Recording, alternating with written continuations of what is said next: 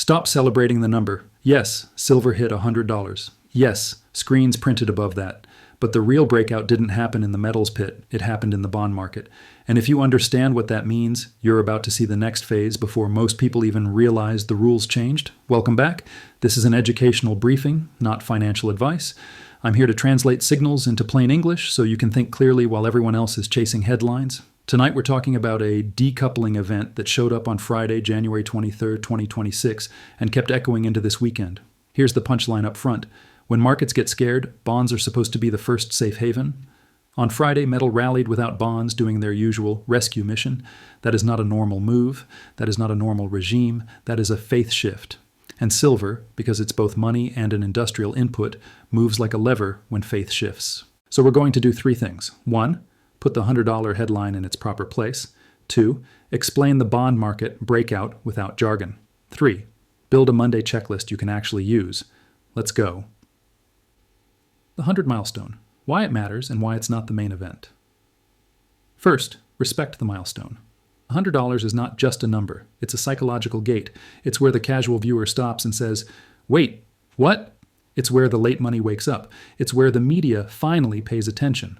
And when attention arrives late, it tends to arrive loud. But markets don't move on applause. Markets move on stress.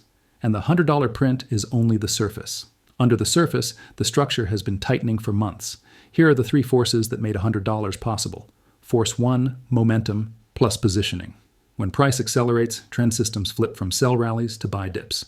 That draws in momentum funds, then retail sees the move, then more retail sees the move, then the move becomes the marketing. Force 2, industrial reality. Silver is not only stored, silver is also consumed. That means demand isn't just investors wanting a shiny bar, demand is factories that need the input. Force 3, physical friction. A paper market can trade infinite contracts. A physical market can't print an ounce. So when the physical layer gets tight, paper has to respect it eventually. Keep those three forces in your head because they explain why silver doesn't move politely. It moves in lunges. Now, the key clue that silver is doing more than following gold is the ratio. The gold to silver ratio compressed toward the 50-to-1 neighborhood, which is a major regime tell. In a normal precious metals bull, gold leads, silver follows, silver overshoots. But when the ratio compresses quickly, silver is being pulled by a second engine, industrial urgency and supply friction. That's why $100 is not the end of the story. It's the doorway. The real breakout. What changed in bonds? Let's talk bonds in plain English. A government bond is a promise. You lend money. They promise to pay you interest and return your principal. For decades, when markets panicked, investors ran into top-tier government bonds. It was reflex. Stocks down, buy bonds. Fear, buy bonds. Risk off, buy bonds. Because the market believed the promise is solid. Now here's what decoupling looks like. Metals are rising, but the bond market is not delivering the usual relief rally that used to come automatically. In this episode, I'm not saying bonds crashed. I'm saying the relationship broke. And relationship breaks matter more than single-day moves, because the relationship is the map that big money uses to allocate. When the map stops working, you can get violent repricing. Let's simplify the old map. Old map. Investors panic, buy bonds, yields drop. Lower yields, metals catch a bid. Higher yields, metals cool down. New map, what Friday hinted at. Investors feel uneasy about the system, diversify away from promises. Yields can stay elevated even as metals rise. Metals stop caring about opportunity cost because the bond yield no longer feels like pure safety. That's the breakout, not yields up, trust down. And once trust becomes the variable, silver's role changes. Silver stops behaving like a luxury commodity. It starts behaving like insurance. Why a 4% yield didn't kill silver. The opportunity cost myth, updated. You've heard this line 1,000 times. Higher yields are bad for gold and silver. That line is not always wrong. It's just incomplete because it assumes the yield is safe. Here's the uncomfortable truth. A higher yield can be a gift or a warning label. Think of it like this. If a bank offers you 1% interest, it might be safe. If a bank offers you 20% interest, it's not generosity, it's distress. Now, sovereign bonds don't default like a company most of the time, but they can default through purchasing power. That's why real yield matters. Nominal yield is what the bond pays. Real yield is what you keep after inflation. So the question is not, is the yield 4%? The question is inflation going to eat 5%? If yes, the bond is a slow leak. And when a market starts thinking that way, metals can rise even with elevated yields, because metals aren't competing with 4%. They're competing with trust in the promise. Now add a second factor, uncertainty. Markets hate uncertainty about future inflation, future issuance, and future policy. When uncertainty rises, investors demand extra compensation to hold long-duration bonds. That extra compensation can show up as sticky yields. If yields are sticky for uncertainty reasons, it's not bearish for metals. It can actually be bullish because uncertainty is the mother of hedging. So the decoupling is not mystical. It's mechanical. Let me make this tangible with a simple example. Imagine you buy a 10-year bond that pays a fixed coupon. You don't need to know the exact coupon. Here's the only rule. When yields rise, bond prices fall. So if the market suddenly demands a higher yield to hold that promise, the bond you already own loses value. That's called duration risk. And here's why it matters to silver. In the old world, bonds were stable. So people treated the yield like safe income. In the new world, if bonds swing, if the safe asset becomes volatile, then the whole portfolio math changes. Now your safe bucket is not safe. Your income bucket has mark-to-market risk, and your hedge bucket suddenly looks attractive. That's when people who never cared about metal start caring, not because they love silver, because they hate uncertainty. And that's what a decoupling really is, uncertainty migrating into the asset that used to absorb it. Two types of fear, risk off versus trust off. This is the most important mental model in the whole video. There are two kinds of fear. Type 1, risk-off fear. People fear stocks. They buy bonds, they buy cash, they hide. In that world, bonds are the bunker. Type 2, trust-off fear. People fear the system of promises. They don't just fear one stock, they fear the value of the money and the balance sheet behind it. In that world, bonds are not the bunker. Bonds are part of the building that's shaking. And in trust-off fear, money flows into things that don't require someone else's promise. That's where gold and silver shine. Gold is the classic trust-off asset. Silver is the high beta trust-off asset with industrial pull. So when you sense trust-off fear rising, you stop expecting silver to behave like a polite commodity. It starts behaving like a lever on confidence. 3 engines that break a bond safe haven regime. When bonds stop acting like the clean shelter, it usually comes from 3 pressures stacking at the same time. Engine 1, inflation, uncertainty. Even if inflation prints calm for a month, the fear is about the next year. If households and institutions believe purchasing power will erode faster than their coupon, they start hedging. Engine 2, issuance heaviness. Big deficits mean more bonds must be sold. More supply needs more buyers. If demand doesn't scale with supply, yields don't fall easily. They get sticky. Engine 3, governance, policy, uncertainty, markets, price stability. So when the future path of rates, balance sheets, or institutional priorities becomes unclear, investors demand a wider cushion. That cushion shows up as higher risk premium in long bonds. Notice what I did not say. I did not say one headline. I said stacking pressures. That's how regimes change, not with fireworks, with weight. And silver responds to weight because it's a small market relative to the capital that can rotate into it. A small door, a big crowd. That's why the move can look impossible, right before it looks obvious. The weekend layer. When physical talks, paper listens. Friday was the print. Saturday and Sunday are the whisper. When futures are closed, physical dealers keep negotiating. Fabricators keep quoting. Refiners keep scheduling. And small buyers keep calling. That's where you see the difference between price and availability. Here are the signs that matter more than the headline. Sign 1, premiums. If premiums expand while spot holds, that's friction. If premiums expand even on a down day, that's stronger hands buying. Sign 2, delivery windows. If delivery windows stretch, that's allocation. Allocation is what happens when a commodity starts behaving like a strategic input. Sign 3, scrap response. High prices should pull scrap supply back into the market. If scrap doesn't respond fast enough, the tightness persists. Now, I'm not going to pretend I can see every dealer's backorder list. But I can tell you what professionals watch, the difference between what is quoted on a screen and what can actually be sourced, refined, and delivered, because that spread is where the next move is born. The supply chain engine, why export licensing matters. Now let's address the supply side without getting political. Markets don't care about speeches. Markets care about flow. If flow gets restricted, price responds. If compliance adds friction, price responds. If fewer entities can move metal quickly, price responds. A big theme since January 1st is that exporters and importers are adapting to a tighter licensing and compliance environment in the silver trade. Translation: even if total global supply exists on paper, the movable supply can shrink. And when movable supply shrinks, the market can feel tight long before a mine ever changes output. That's one reason silver can detach from the old yield rules, because now it's not only a monetary hedge, it's an input hedge. If you build things, panels, electronics, anything with conductive paste, silver isn't optional, it's scheduled. And when scheduled demand meets restricted flow, urgency rises. Urgency is the fuel of squeezes, not conspiracy, not drama, urgency. Why silver's industrial demand makes tightness stubborn. A lot of people treat silver like it's just a smaller gold. It's not. Gold mostly sits, silver gets used. That one difference changes everything in a stress cycle, because industrial demand isn't optional demand, it's scheduled demand. A manufacturer doesn't say, we'll skip silver this quarter because the chart looks extended. They say, we need feedstock or the line slows. And silver supply is not perfectly elastic. Much of it is produced as a byproduct of other mining. So even if silver is expensive, production can't ramp instantly. It has to ride the economics of the primary metal. That's why a physical market can stay tight even while price is already high. Price can't summon new ounces overnight. It can only ration the existing flow. Now add the just-in-time reality of modern supply chains.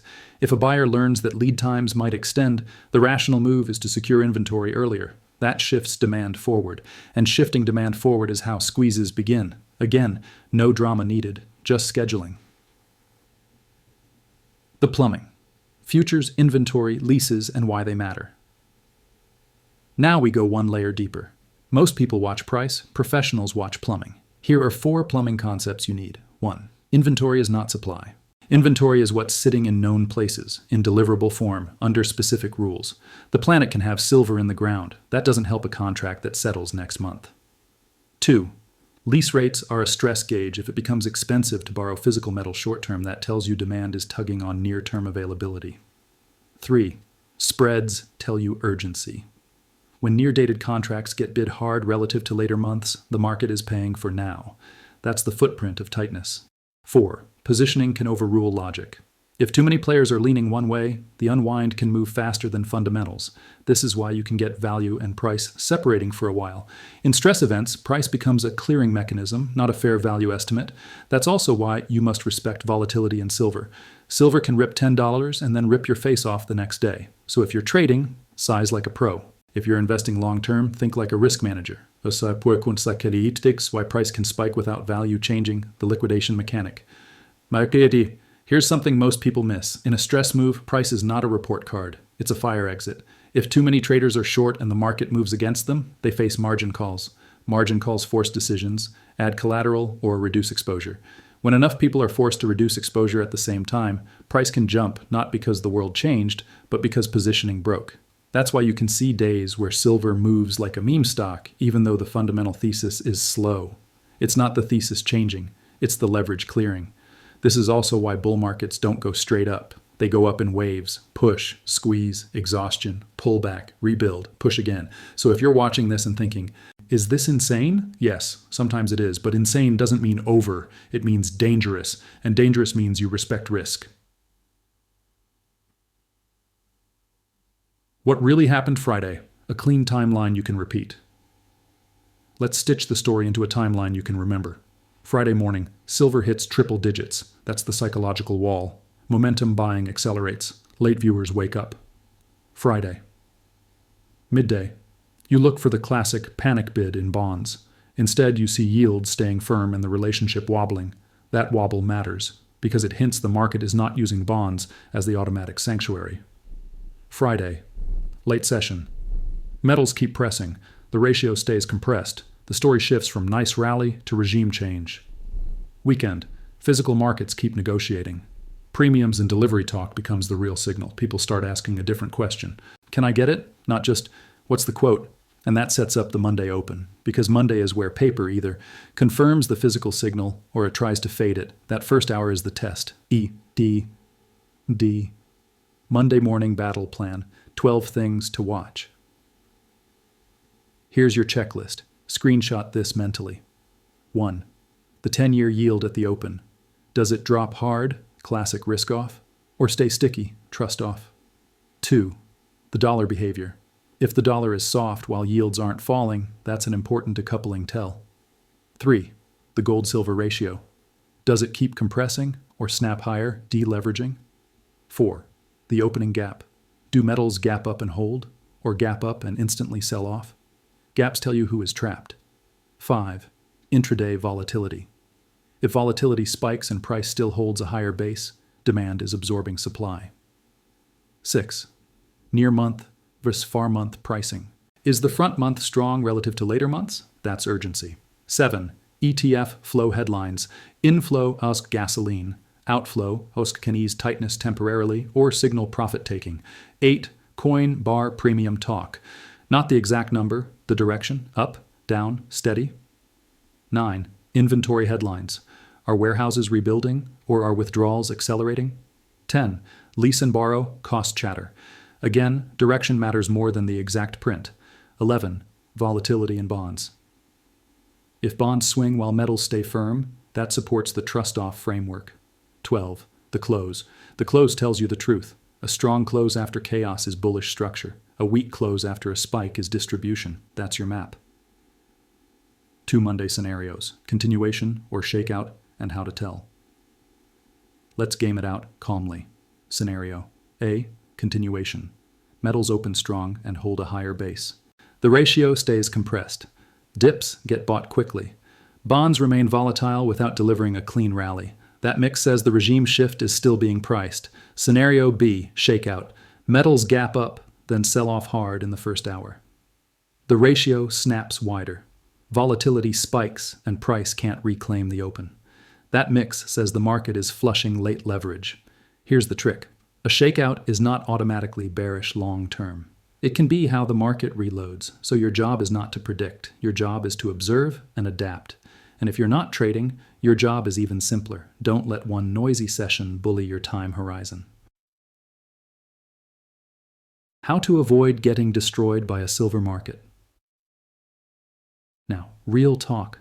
Silver is not a gentle market. It is one of the most emotional, most crowded, most whipsaw-prone trades on the board. So here are rules that keep you alive. Rule 1. Don't confuse a thesis with a timeline.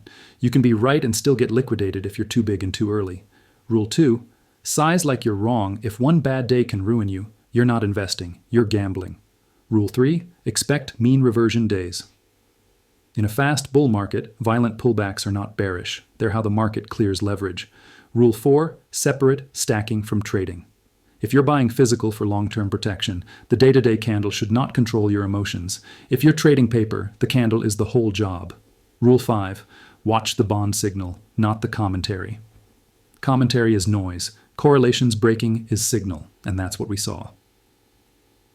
Common questions, so you don't get trapped by bad frameworks. Is $100 the top? No one knows, but tops don't usually announce themselves at a round number and then politely reverse. Tops tend to show exhaustion, failed rallies, heavy selling into strength, and ratios snapping back. Doesn't high yield mean bonds are attractive?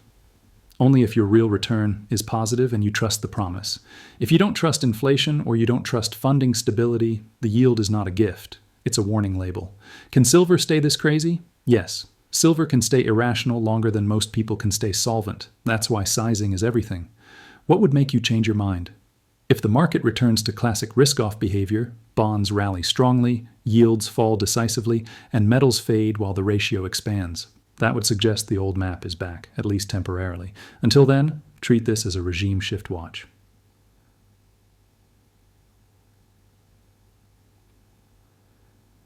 Blow off top warning signs so you don't get married to a candle. Even in a bull market, you want to recognize when price turns from strong to fragile. Here are classic blow-off signs in silver. Price goes vertical without pauses. Every influencer suddenly becomes a silver expert. Comments turn from interesting to guaranteed. Spreads widen wildly and slippage increases. The market starts reacting to anything as an excuse to buy. Then one day, the rally fails to recover a dip, and panic flips. If you see those signs, the thesis may still be right, but the timing may be wrong. That's why you keep your brain separate from your candle. The candle is what traders do. The thesis is what investors do. Mix them and emotions eat you alive. And remember, the bond signal is the macro anchor. If bonds stabilize and fear drains, silver can cool. If bonds stay unstable and trust keeps leaking, silver can stay bid even with scary pullbacks. So, if you want more briefings like this, focused on mechanics, not hype, subscribe, and comment MAP if you want me to keep doing these correlation breakdown episodes, because once you see the map changing, you stop getting surprised.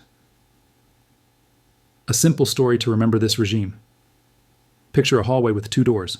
Door 1 says bonds. Door 2 says metals. For years, when alarms went off, everyone ran to door 1. It was wider, it was familiar, it felt safe. But when the building itself starts shaking, people hesitate. They look at the hinges, they look at the lock, they start asking, is that door still the exit, or is it part of the problem? That hesitation is the whole decoupling. It doesn't mean bonds are dead, it means bonds are no longer the unquestioned shelter. And when the shelter becomes a question, even a small percentage of capital rotating away can move silver violently, because silver is a smaller room. So if you want one mental image for what happened on Friday, hold this. The crowd didn't stop running, they just started choosing a different door. Final note, keep it mechanical. One last thing before we wrap. You don't need to argue headlines to understand this. You don't need to pick teams. You don't need to predict speeches. You only need to watch the behavior. If the asset that used to absorb fear stops absorbing fear, the system is repricing risk.